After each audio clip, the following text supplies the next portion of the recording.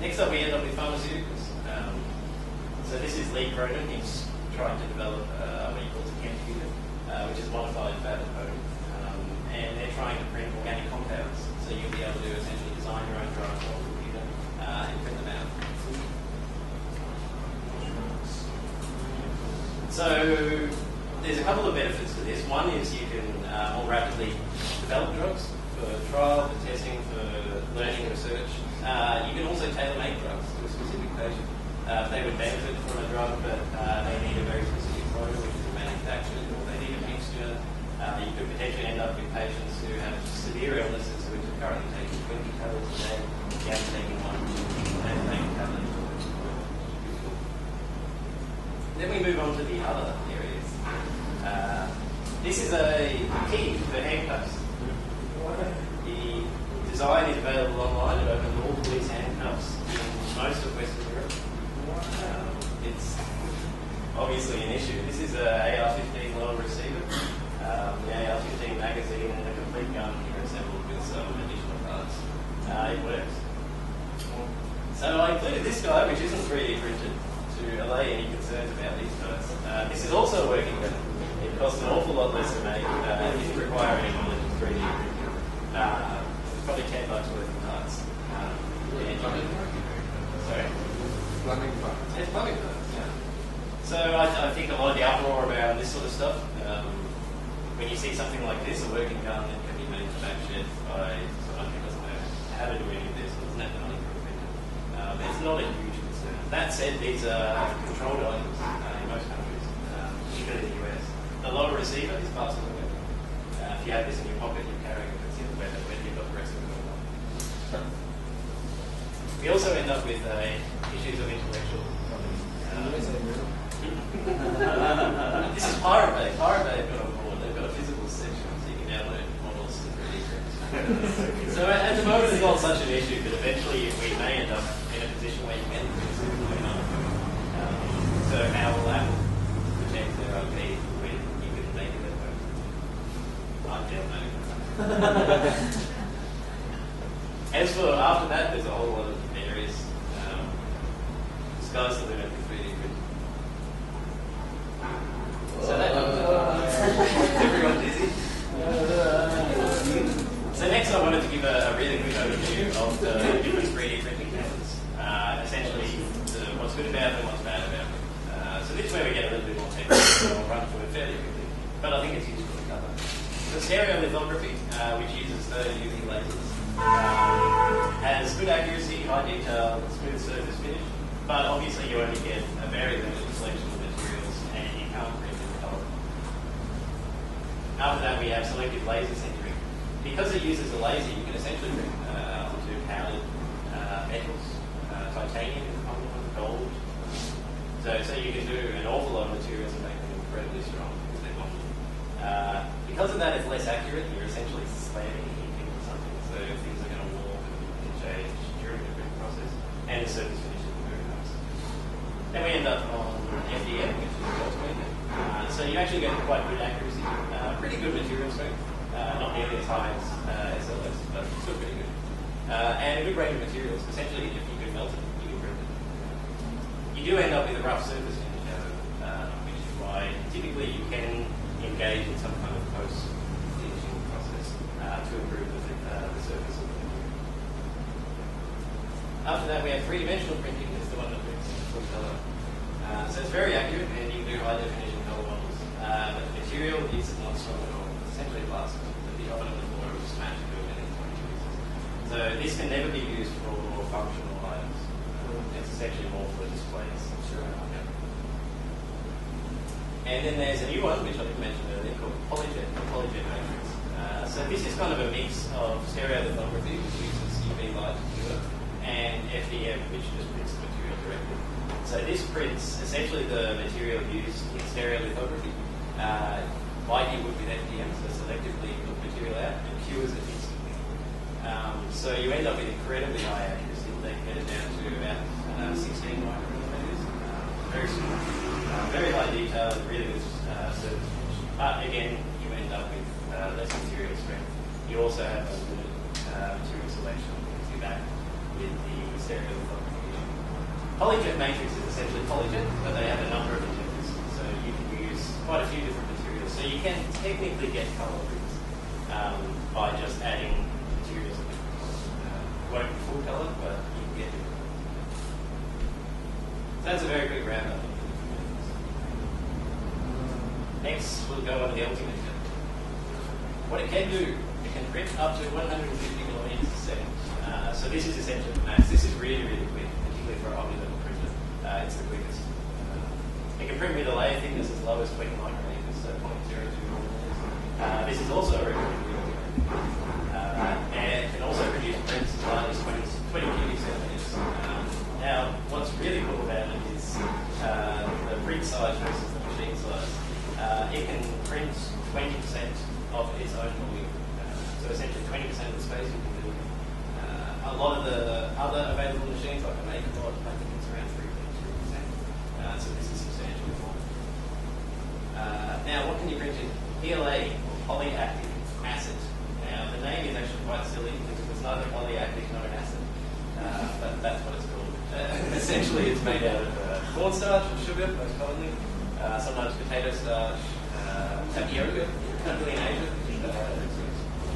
So you end up with PLA, which is kind of this stuff you wouldn't want to eat, but you could if you really wanted to. When you rip with it, it kind of smells sickly sweet. I'm told the green one smells like pancakes, but I haven't tried it yet.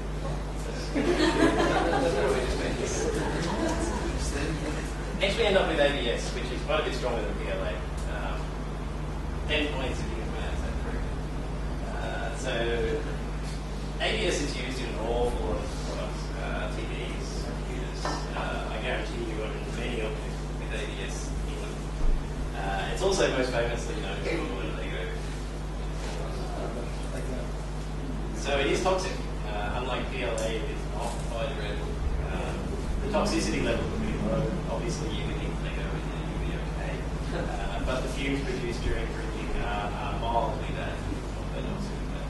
So if you know what printing ABS folks, you know that. At worst, you'll probably get a bit dizzy and maybe a bit of a headache. Apparently, there's no long-term health effects.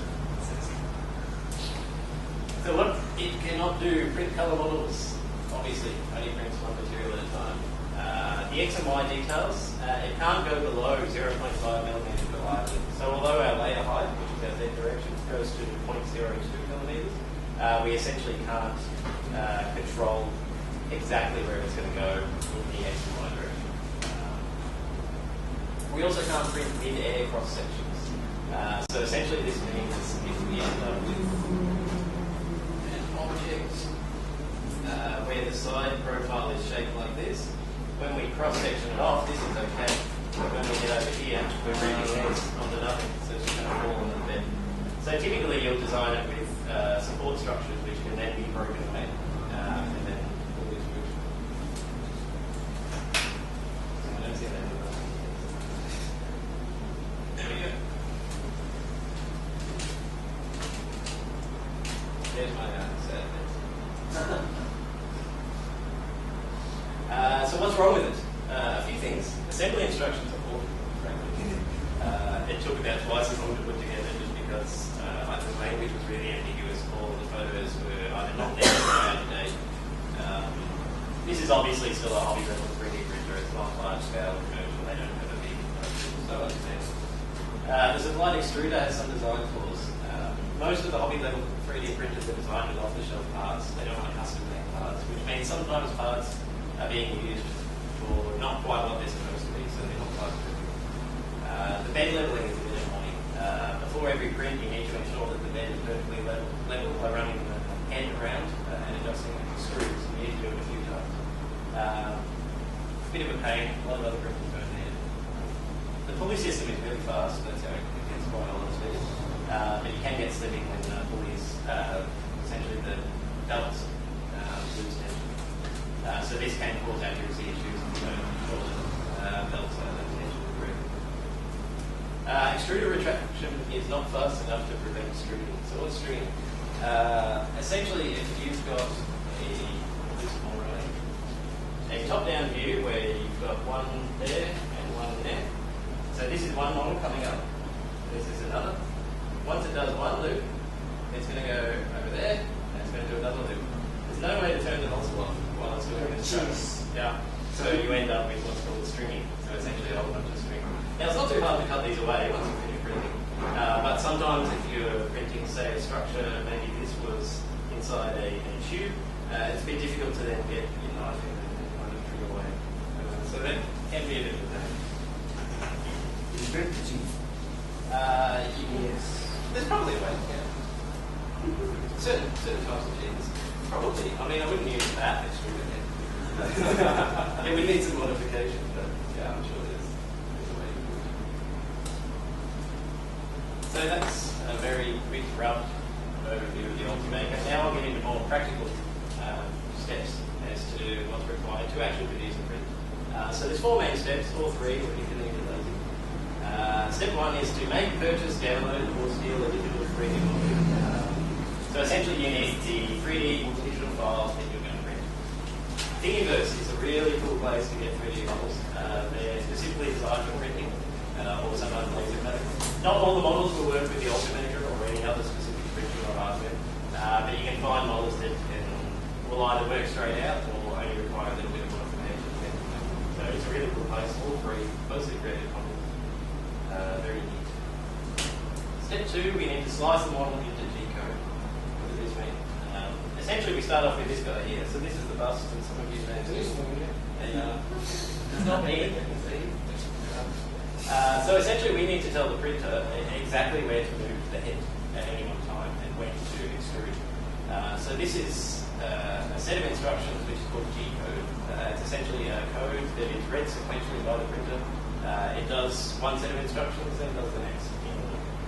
So it might be go here, inject a bit, go here, inject a bit, and so on. So essentially we need a path for the extruded to take. So here you see the computer parts with support structures for the nose and the ears.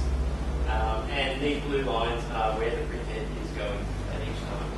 So as you can see, it will pass across here, it will move across there. So, and essentially it just gives it specific instructions of where to go, because it doesn't know really what files. It's stupid. So this is then the side view of what the cross section would look like for up there. Then you need to print it. Makes sense. So here was the first successful print that I did, a little toy for the cat. I started building the Ultimaker on a Friday night. This was recorded on a Sunday night. So you see the print head blurring away. So this is very early on to the print, just the 2 layers. You can see a little bit of what I was talking about regarding the stringing. So it's going back and forth between those 2. But not too bad. These are some extra laps that I do at the start, just in case the extruder isn't flowing quite nicely. So it just kind of does a few dummy runs before starting on the actual ones. So it's just dropping, like... Yep, it's just squirting in. Squirting in the goo. So you can see here as it lays down.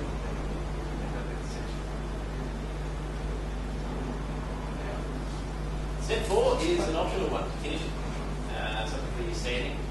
I found it works okay.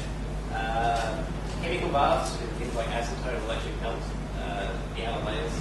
You want to be really careful to not put too much, because otherwise you end up melting the whole model. But it can help give it more of a smooth, polished finish. This is a step I haven't tried yet, but soon. So, regarding software, I'm assuming no one is an expert in 3ds Max or Maya or SolidWorks, maybe. If you are, then great, you know how to make 3D models. If you aren't, SketchUp is a really great place to start.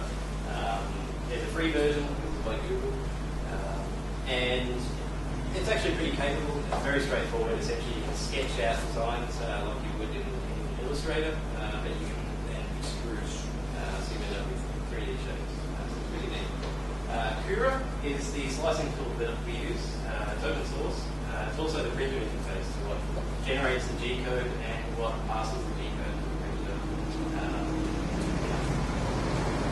So, assuming you don't want to print a plastic part, or maybe you just don't want to use the Ultimaker for whatever reason, there are services available where you can send your 3D model and they'll produce